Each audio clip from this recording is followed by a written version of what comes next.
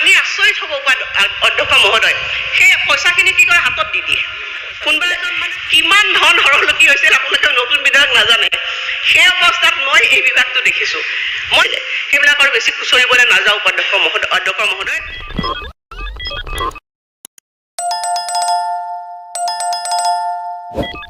কিন্তু একচেপ্ট অখিল গগৈ ডাঙৰীয়াই দিছে অধ্যক্ষ মহোদয় অখিল গগৈ ডাঙৰীয়াই মোক এখন দিছে হয় বাইদেউ নহলে আপোনালোকৰ বিজেপিয়ে দিয়ে তাৰমানে আপুনি দিছে গোটেই প্লিজ ৰিপ্লাইটো দিবলৈ দিয়ক আপুনি মই এতিয়াই কৈছোঁ যে আমি ৰিপ্লাইটো নহয় ছাৰ যিহেতু কথাটো উলিয়াইছে ৰিপ্লাইটো শুনক তাত যিমান এপইণ্টমেণ্ট দিয়ে চব বিজেপিয়ে এপইণ্টমেণ্ট 3টা বছৰত এইখন সদনত ময়ে আছোঁ অধ্যক্ষ মহোদয় তেখেতে প্ৰশ্নই দিব পাৰিলেহেঁতেন কিন্তু কোনো 3টা বছৰ কোনো এটা এই নিযুক্তি ক্ষেত্ৰত অনিয়ম হোৱা নাই সম্পূৰ্ণ গাইডলাইন্স মতে নিযুক্তি হৈছে 100% হৈছে গাঁওবুঢ়া আৰু গাইডলাইন্স মতে নিযুক্তি হৈছে আৰু মই এইখিনি কথা অখিল গগৈ ডাঙৰীয়া অধ্যক্ষ মহোদয় কৈছোঁ যে যিখিনি আমাৰ বিজেপিৰ তালিকা মতে চৰকাৰে এইটো আৰু কি কৰিব কওকচোন আপুনি অধ্যক্ষ মহোদয় ক'বলৈ দিয়ক নহ'লে চৰকাৰে দিব নাপাব মই নিজে দায়িত্ব সহকাৰে কৈছোঁ অধ্যক্ষ মহোদয় এই কোনো ধৰণৰ কমপ্লিটলি স্বচ্ছভাৱে 688.98 কোটি ব্যয় কৰি আহিছোঁ তাৰমানে কি মুঠ বাজেটখনত কিমান অংশ গৈছে যে 689 কোটি টকা তেওঁলোকক আমি ব্যয় কৰি আছোঁ আৰু ইয়াৰে ৰাজ্য চৰকাৰৰ অংশ হৈছে 211.14 কোটি টকা গতিকে আমি অধ্যক্ষ মহোদয় আমি তেওঁলোকক সন্মান সহকাৰে আমি যিমানখিনি কৰিব পাৰোঁ অধ্যক্ষ মই কৰি আহিছোঁ এটা সময়ত মই এই বিভাগৰ আগৰ সময়ছোৱাত 2 বছৰৰ কাৰণে মন্ত্ৰী আছিলোঁ সেই 2 বছৰত অংগনবাদী কৰ্মীসকলৰ তেওঁলোকৰ মাননি আছিল কৰ্মীগৰাকী 1000 টকা আৰু যিগৰাকী তেওঁলোকৰ মানে সহায়িকা আছে তেওঁৰ 500 টকা আছিল আৰু আপুনি জানি আচৰিত হ'ব অধ্যক্ষ মহোদয় সেই পইচাখিনি কি কৰে হাতত দি দিয়ে কোনোবা এজন মানে হাতত দিয়ে যেতিয়া মই প্ৰথম বিভাগৰ দায়িত্ব ল'লোঁ লোৱাৰ মই নিজে আচৰিত হ'লোঁ যে অংগনবাদী কেন্দ্ৰৰ পইচা বা কৰ্মী সহায়িকা মাননি কেনেকৈ দিয়া হয় তেওঁ হাততে দিয়ে পইচাখিনি তেওঁলোকৰ ডিষ্ট্ৰিক্ট অফিচাৰ বা CDPO কোনোবা এগৰাকীয়ে হাতে হাতে পইচাটো বিলায় কিমান ধন হৰলকি হৈছিল আপোনালোকে নতুন বিধায়ক নাজানে সেই অৱস্থাত মই এই বিভাগটো দেখিছোঁ মই নিজে আচৰিত খালোঁ যে এনেকৈতো বিভাগ চলিব নোৱাৰে 500 টকা 1000 টকা কোনোবাই যদি 1000 টকা পাইছে নিবলৈ আহিবলৈ পইচা তাতো বোলে 200 টকা নাইকিয়া হৈছে মই বোলে এনেকৈ বিভাগ নচলিব তাৰপিছত মই সিদ্ধান্ত ল'লোঁ তেখেতসকলক ক'লোঁ মাতি আনি যে আপোনালোকে চবে বেংক একাউণ্ট খোলক বহুতো অংগনবাদী সহায়িকা আৰু কৰ্মীসকল মোৰ ওচৰলৈ আহি গ'লে নুখোলোঁ বাইদেউ কিয় নুখোলে যে বেংক একাউণ্ট খুলিবৰ কাৰণে 500 টকা আমি ভৰাব লাগে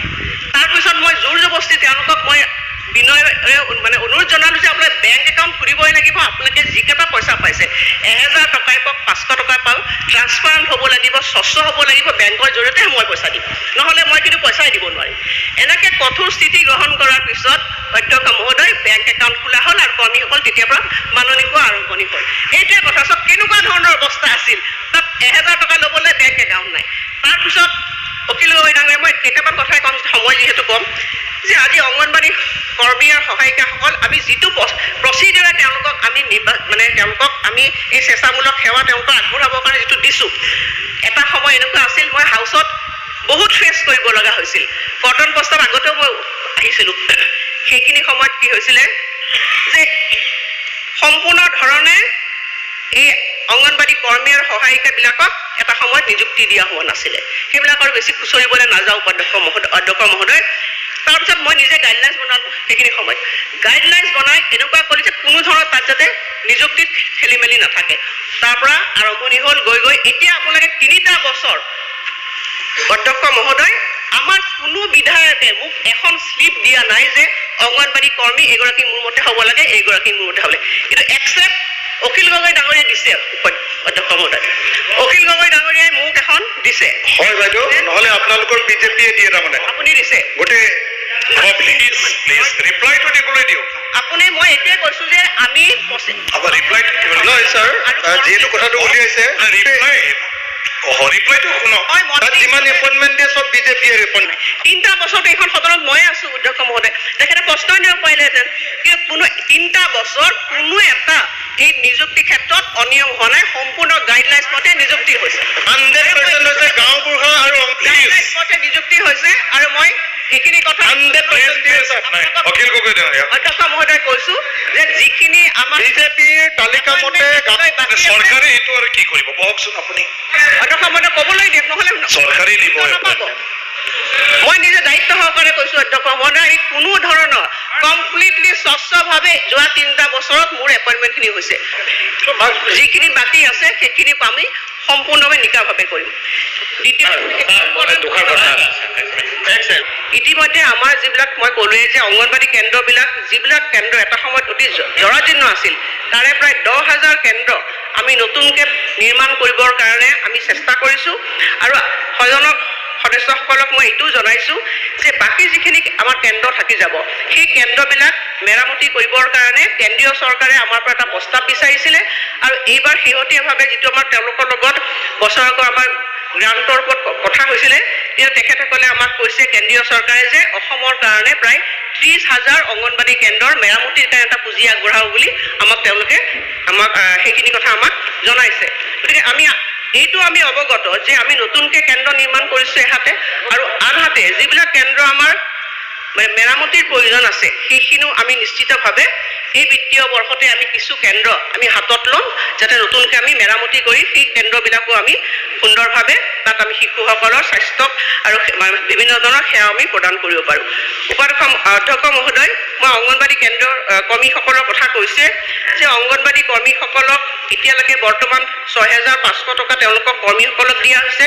ক্ষুদ্ৰ অংগনবাড়ী কৰ্মীসকলক 4,750 টকাকৈ আৰু অংগনবাড়ী সহায়িকাসকলে 3,250 টকাকৈ তেওঁলোকে মাহেকীয়াভাৱে এককালীন তেওঁলোকে মাননি পাই আছে আৰু অধ্যক্ষ মহোদয় আপোনাক জনাবলৈ পাই ভাল পাইছোঁ যে অসমে হৈছে যে প্ৰথম ৰাজ্য যিখন ৰাজ্যই অসমৰ অংগনবাড়ী কৰ্মী আৰু সহায়িকাসকলক তেওঁলোকক স্বীকৃতি জনাই তেওঁলোকক অৱসৰৰ পিছত এককালীনভাৱে আমি 4 লাখ টকা 3 লাখ টকা আৰু 2 লাখ টকা আমি দি আছোঁ যোৱা 2টা বছৰৰ পৰা আৰু এই ক্ষেত্ৰত আমি যোৱা 2টা বছৰত প্ৰায়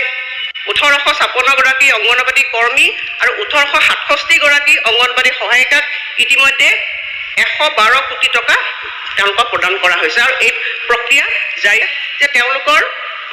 অংগনবাড়ী কৰ্মীৰ পৰা যেতিয়া মুখ্য সেৱিকা পদ পায় তেওঁলোকক যাতে 25% তেওঁলোকক দিব লাগে সেইটো আমি 25% মুখ্য সেৱিকা পদ অংগনবাড়ী কৰ্মীৰ পৰা সংৰক্ষণ কৰি আমি পদোন্নতিৰ বাবে ব্যৱস্থা গ্ৰহণ কৰিছোঁ আৰু ইতিমধ্যে কেন্দ্ৰীয় বাজেটত আপোনালোকে সকলোৱে দেখিছে যে অংগনবাড়ী কৰ্মী আৰু সহায়িকাসকলৰ কাৰণে আয়ুষ্মান ভাৰতত 5 লাখ টকালৈকে যিটো স্বাস্থ্য সেৱা সুবিধা সেইটো প্ৰদান কৰা ভৱিষ্যতে হ'ব গতিকে আমি অংগনবাড়ী কৰ্মী আৰু সহায়িকাসকলৰ যিটো তেওঁলোকৰ সেৱা সেই সেৱাৰ প্ৰতি সদায় আমি স্বীকৃতি জনাই আহিছোঁ আৰু এইটো আমি কৈছোঁ যে তেওঁলোকৰ কিবা সুবিধা আছে সেইখিনি আমাক অৱগত কৰিব আৰু মই সদায় তেখেতসকলৰ লগত আছোঁৱেই আৰু আমি তেওঁলোকৰ কেনেধৰণে আগুৱাই লৈ যাব পাৰোঁ আমি ভৱিষ্যতে সেইখিনি সম্পূৰ্ণ লক্ষ্য ৰাখিম আৰু তেওঁলোকক আমি আগুৱাই লৈ যাবৰ কাৰণে সকলো ক্ষেত্ৰতে আমাৰ প্ৰচেষ্টা জাৰি ৰাখিম দ্বিতীয়তে দিব্যাংগসকলৰ কথা কোৱা হৈছে অধ্যক্ষ মহোদয় দিব্যাংগসকলৰ আগতে এখন আঁচনি আছিল সেইখন আঁচনিত মই আপোনালোকক এইটো কথা কৈছোঁ যে গভৰ্ণমেণ্ট অফ ইণ্ডিয়াৰ যিটো গাইডলাইন্স আছে সেই গাইডলাইন্স মতে আমি এই নিউট্ৰিশ্যনবিলাক দি আছোঁ আৰু আগতে কি হৈছিলে কিছুমান NGOবিলাকো খাদ্য সামগ্ৰী দিছিলে কিন্তু গভৰ্ণমেণ্ট অফ ইণ্ডিয়াৰ তেওঁলোকৰ একদম সুস্পষ্ট নীতি আছে যে তেওঁলোকে মাইক্ৰ নিউট্ৰিয়েণ্টছে দিব লাগে ডাঙৰীয়া আপোনাকো মই স্পষ্টভাৱে কৈছোঁ CDPO অফিচত জমা আছে কোনো অংগনবাড়ী কৰ্মী লৈ নাযায় আৰু কোনো কৰিবলৈ দিয়ক না ঠিকাদাৰ ৰিপ্লাইটো কৰিবলৈ দিয়ক আপুনি ঠিকাদাৰৰ কাৰণে প্লিজ যিয়ে নহওক ৰিপ্লাই আপোনালোকে নোট কৰক বস্তুখিনি দিছোঁ মই নিজে ছুপাৰভাইজাৰ অংগনবাড়ীসকলকো সুধিছোঁ তেখেতসকলে কৈছে যে আমাক আগতে যেনেকৈ আমি দিছিলোঁ তেনেকুৱা এটা অংশ আমাক দিব লাগে মই লগে লগে কেবিনেট প্ৰগ্ৰাম ৰেডি কৰিছোঁ আৰু চৰকাৰক মই জনাইছোঁ যে কিছুমান অংগনবাড়ী কেন্দ্ৰত তেওঁলোকে সেই খাদ্যটো নাখায় গতিকে এইখিনি কথা আমি জনাইছোঁ কেবিনেটতো মই জনাইছোঁ গতিকে আমি আশা কৰিছোঁ যে তেওঁলোকক কৈছে কিমানখিনি আপোনালোকক লাগে খাদ্য কেনেকৈ ধৰণে খাব পাৰে নিৰ্দেশ আমি তেওঁলোকৰ পৰামৰ্শ গ্ৰহণ কৰিছোঁ আৰু সেই পৰামৰ্শ মতে আমি ভৱিষ্যতে কাম কৰি যাম